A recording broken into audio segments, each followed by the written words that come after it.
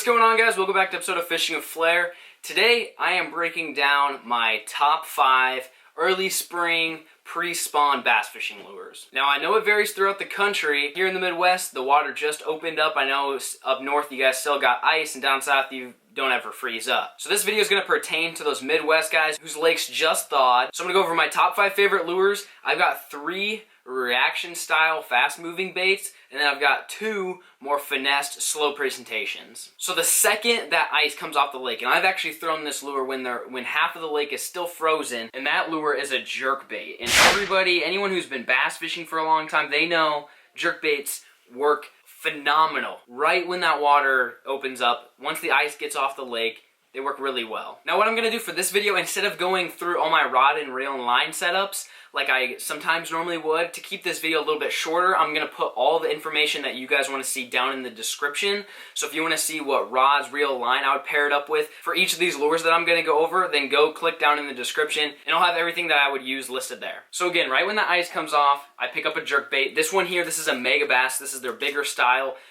Different brands, they all work well. The thing I noticed with jerk baits is the different brands all have different actions. Mega Bass is a very popular one. It's also very expensive. I believe this guy was around 20 bucks. Not a cheap lure by any means, but I've got a whole box full of jerk baits. It really just depends on what the fish want that day. You know, I just kind of pick one and I throw it for a little bit, and you'll throw it for an hour or two. You don't get bit, you grab a different one and you try that. So once that water starts to kind of heat up, you might notice a little bit of grass growing up. The bass start to move semi-shallow, 10 feet and less. That's when you pick up a lipless crankbait. The lipless crankbait that I prefer is in the color red. I don't really have a favorite brand. The Strike King Red Eye Shad works great. The Livingston Pro Ripper works great. I believe this is a Yo-Zuri.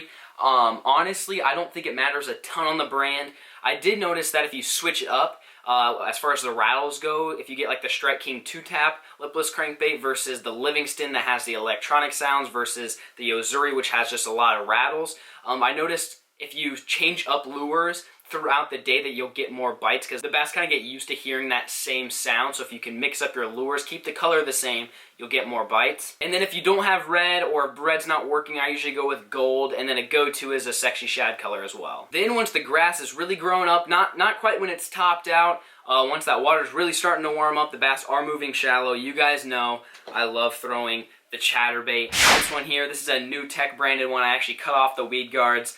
There's a couple modifications you can do to these New Techs to make them work the way you want.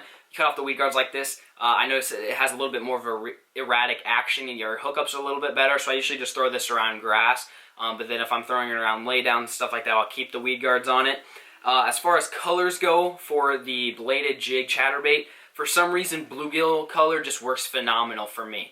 This may be different for you guys. If you have dirty water conditions, you're going to want to probably go to a black and blue. But for me, the water around me does not dirty up until about May, maybe June.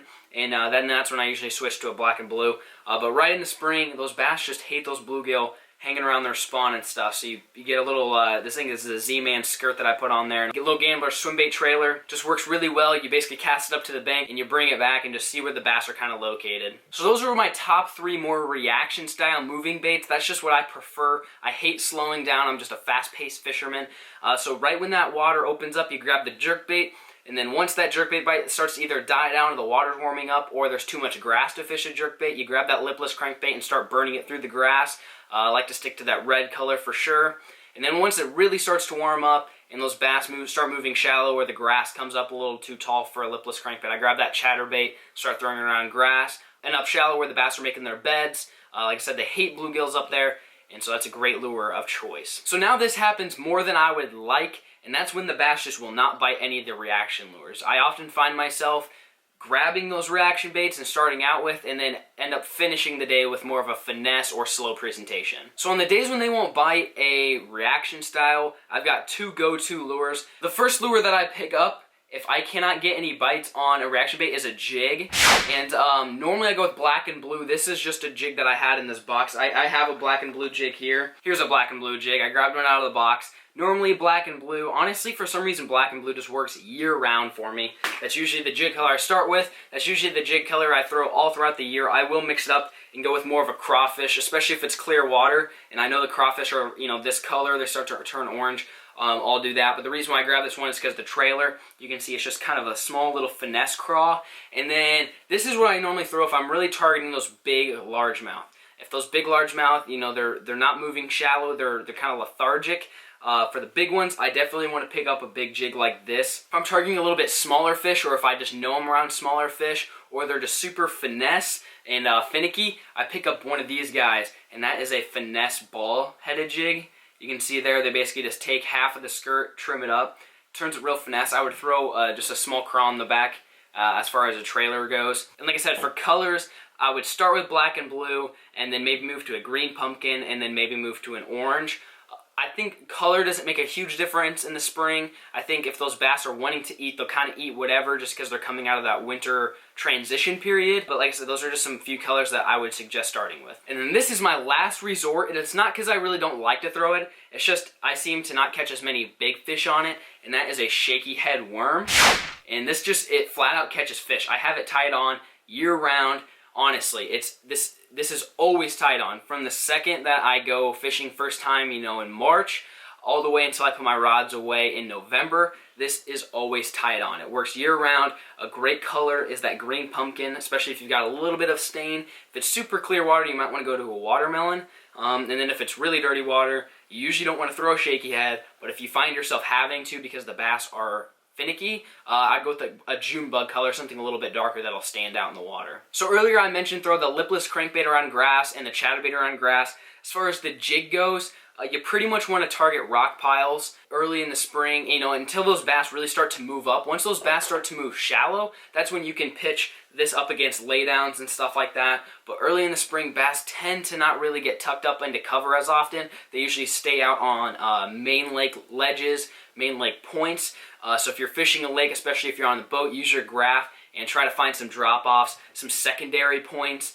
If you guys don't know what secondary points and all that stuff means, you might want to YouTube some more videos because I can't go in depth today on that. Hopefully, once I get my new boat, I'll be able to film some better videos out on the water for you. But target those secondary points, and you can drag your shaky heads and drag your jigs along that. And like I said, once those bass really do start to move up shallow, that's when you can pick up those reaction baits like the jerk bait and the lipless crankbait and the chatterbait. One thing that I didn't touch up on was the jerk bait, and that is I didn't talk about the colors.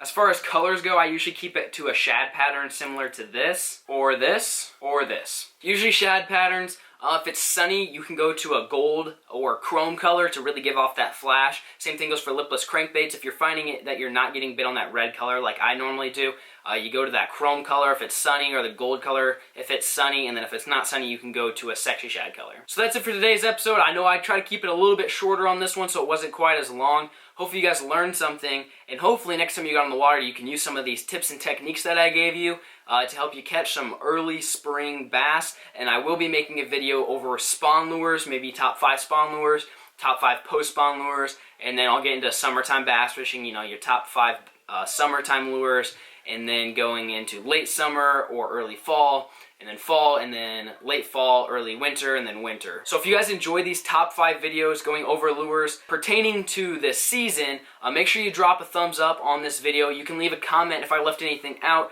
You got any comments, questions, anything like that, I do my best to get back to you. If you have any video suggestions as well, maybe you don't know how to fish a jerkbait and you want me to make a jerkbait how-to video, I'd be more than happy to do that for you. So leave a comment down below, and that's it for today's episode, guys. Thanks for watching.